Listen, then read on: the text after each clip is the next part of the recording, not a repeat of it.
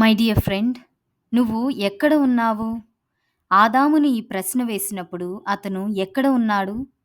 పాపము చేసి దేవుని ముందుకు రాలేని స్థితిలో ఉన్నాడు. ఈ రోజున నువ్వెక్కడ ఉన్నావు? దేవుడి ముందు ధైర్యంగా నిలబడే స్థితిలో ఉన్నావా? లేకపోతే ఆయన ముందు ముఖం చూపించలేని స్థితిలోనా? నువ్వు అనుకోవచ్చు, చాలామంది కంటే నేను చాలా బెటర్ అని. అవునా?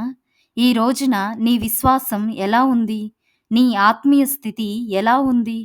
ప్రార్థనకు జవాబులు పొందుకుంటున్నావా? మోకరించినప్పుడు పరిశుద్ధాత్మ శక్తిని అనుభవించగలుగుతున్నావా? నువ్వెక్కడ ఉన్నావో తెలుసా? రోజులో కనీసం ఒక అరగంట కూడా దేవుని సన్నిధిలో గడపలేని స్థితిలో ఉన్నావు. ఉన్న చెడు అలవాట్లు చిన్నవే అని సర్దిపుచ్చుకునే స్థితిలో ఉన్నావు. అందరూ చేస్తున్నారు కాబట్టి నేను కూడా చేస్తున్నాను అని సమర్థించుకునే స్థితిలో ఉన్నావు. పాపము లేనివాడనని నిన్ను నువ్వు మోసపుచ్చుకుంటున్నావు.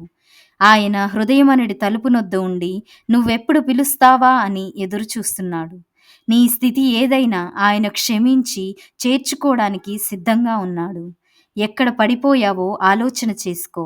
స్థిరముగా ఉన్నాననుకునే నువ్వు ఆత్మ పరిశీలన చేసుకో. యేసయ్య తన 2 చేతులు చాచి నిన్ను పిలుస్తున్నాడు.